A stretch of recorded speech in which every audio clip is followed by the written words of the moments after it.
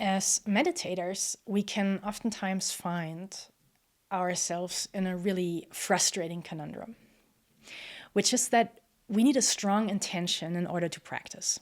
Otherwise, you're not really getting up at 5 a.m. in the morning, or even if you're getting up at 6 or 7, still, unless you have a strong intention, you're not really going to continuously find your way to the cushion. But then it can be the very wanting in practice that can block our practice. So it's the intention itself that can be the hindrance to actually relaxing into the space of meditation. Aldous Huxley formulated kind of famously the law of reverse effort. He said something like, the harder you try, the less you shall succeed. And that is an experience that I think many practitioners are familiar with. Therefore, in the Zen school, you oftentimes hear sentences like, oh, you shouldn't have any intention. You shouldn't try anything. You should have no gaining idea. Or meditation is the method of no method. And that is the case. I mean, fundamentally, one needs to have such feeling that there is no striving, no wanting, no gaining idea, as Suzuki Roshi says. That's the driver of your practice. But then how does that work together with the other idea, which is that you need a strong intention to practice? The good news is that this conundrum is not unsolvable. It's just about finding a particular kind of chemistry in which the intention is not so much some kind of result-oriented idea or expectation or an attachment to a certain achievement, but the more the intention can be more like the good wish of the feeling body that doesn't really need anything. Like very, very much actually, when I start talking about the good wish of the feeling body, I feel deeply reminded of this wonderful verse in the Corinthians, verse 13, Psalm 13, where it says, love is patient, love is kind. It does not envy, it does not boast, it is not proud. It does not dishonor others. It is not self-seeking. It is not easily angered. It keeps no record of wrongs. Love does not delight in evil, but rejoices with the truth. It always protects. It always trusts, always hopes, always perseveres. Love never fails. And then it says, now these three remain, faith, hope, and love. But the greatest of these is love. And it's that kind of feeling that's exactly the one that I'm also speaking of when I call it the good wish of the feeling body. We can conjure that up.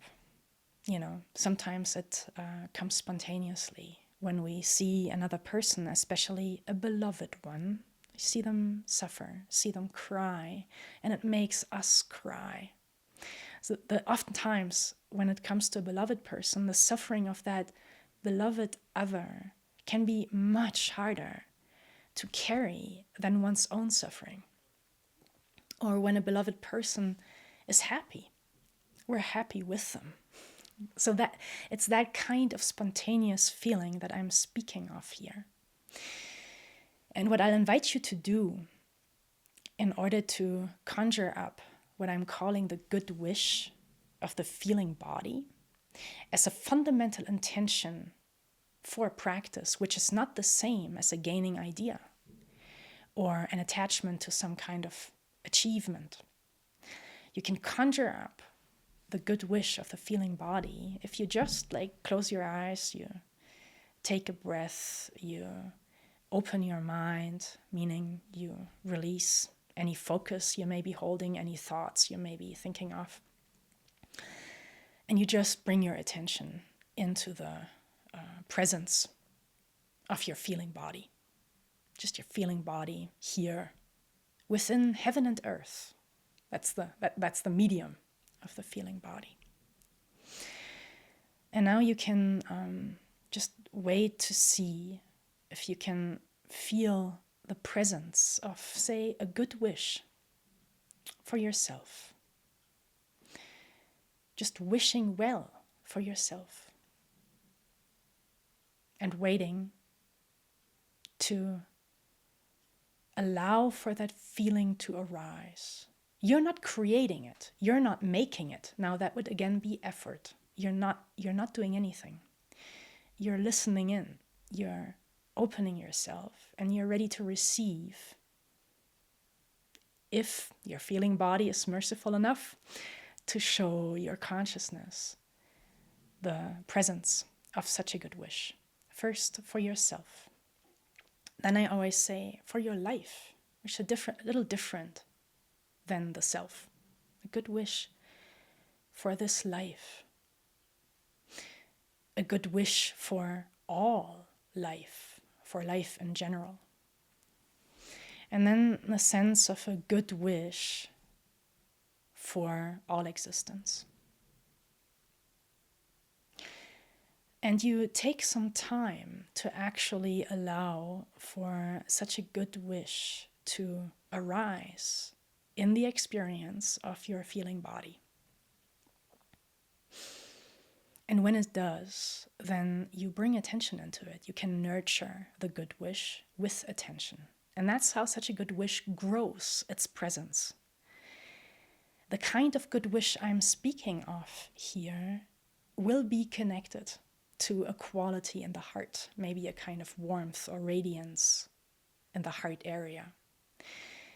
It is not a wish for something in particular. Oh, I wish that particular thing. That's no. It's just the presence of a warm feeling around the heart that is profoundly just genuine. It doesn't need anything. It doesn't want anything. It's just there, and it can be nurtured with attention. And you can, if you want to nurture this particular feeling, then you can see, if you're a visual kind of person, see if you can imagine it expanding or radiating.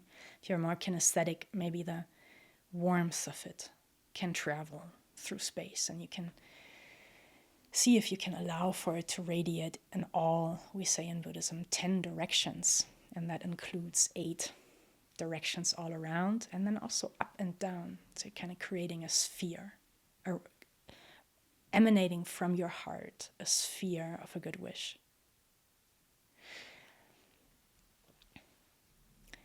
Now, one truism, the more you actually, can feel this feeling, one truism here is this feeling in and of itself isn't going to be good. It's not a good wish just for yourself, but bad for everyone else. It's not that kind of thing. It's something it's the kind of wish that if it's only good for you, if it's also good for everyone. The nature of the kind of feeling that I am speaking of, in and of itself, is all-inclusive.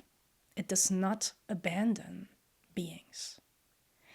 You have, the more you can intuit, intimate that kind of feeling, you have just entered what's meant in Buddhism by the realm of non-duality, just very directly. It's right there. It's not such a mystical, transcendent realm that is hard to fathom. It's actually, for the feeling body, it's always right there. For the feeling body, it's just one breath away. You're already within it. It is already within you. It's right here. And you can just allow for its presence to rise within you through maybe, the center of your body, in Japanese called the hara, into your heart, and then radiating from your heart. So again, the realm of non-duality can rise within your heart and then radiate into the world. This kind of intention is not going to make you deviate from the path of practice. This kind of intention is the very calling for practice. This kind of intention is the chemistry from which immense motivation, power, strength can come. And it does not do anything. It doesn't do anything. It just nourishes you with the energy to keep showing up on the cushion, to keep breathing in even in the midst of troubling emotions, to just keep staying with life, because it's that kind of intention, the good wish being some kind of intention that does not abandon you either. It's not that you don't abandon any beings, it's that the good wish, the presence of the good wish, does not abandon you either. So it sits there with you. And it calls you to the cushion. And so all you need to do is just follow the calling and go. All you need to do on the cushion is just open up and relax into it. And then once you get up from the cushion, it's still with you. It can still be with you. And it wants you to be the most compassionate version you can possibly be. And when you're not, it's forgiving. Okay. So it's that kind of intention that has the chemistry within it. All your ideas about why you think you should. And shift more into why and how it is that the mind of meditation is calling you. Something like that. So you can reframe and transform the nature of your effort. Locate yourself more in the presence of a good wish. And the last thing I say about the presence of such a good wish is that in Buddhism, it's considered a form of knowing. And that's epitomized in a really, I think, wonderful verse from a koan where it says, "An ancient said, in the eyes, it's called seeing. In the ears, it's called hearing." So what's being said here is different kinds of knowing are being addressed. The knowing of the eyes is called seeing. The knowing of the ears is called hearing. Both of these are already sensorial, immediate knowings. Neither one of those is borrowed intelligence or anything like that. We are already here brought into the realm of immediate sensorial knowing. So in the eyes, it's called seeing. In the ears, it's called hearing. And then the question goes, what is it called in the eyebrows? The way I understand the eyebrows here is the presence of just the entirety of the feeling body. The eyebrows have, eyes are special. Ears are special, but the eyebrows, they're like a nobody in the face. I mean, yeah, if you don't want to not have them, but still, they don't have the same kind of prominence that ears and eyes have. So they're asking about the eyebrows, which seems a lesser, what could that possibly know? What could the eyebrows know? But that's the question that's being asked. What can the feeling body know? Does it have any special knowing? And that's important here. Then in this teaching verse, there's a long pause, there's a long silence. And then from that silence, the ancient says, "In sorrow, we mourn together. In happiness, we rejoice together." Such is the knowing of the eyebrows. Such is the knowing of the feeling body. Such is the knowing of the good wish embracing ourselves, our life, all of life, and all of existence. So, in summary, if you're finding yourself having a strong intention to practice and making some real effort to practice, but somehow that effort is blocking your practice, what I recommend you do is you look into the intention or the effort and you ask for its good intention. What's the good wish within the effort? What's the good wish within the intention? That can be very specific. Like, if you're finding yourself, I really don't want to think and worry so much anymore because I get depressed from it.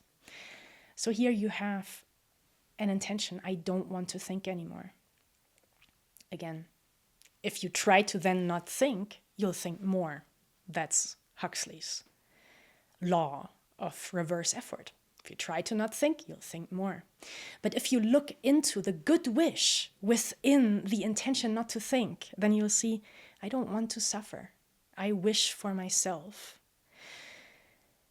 to feel better. I wish for myself to be happy.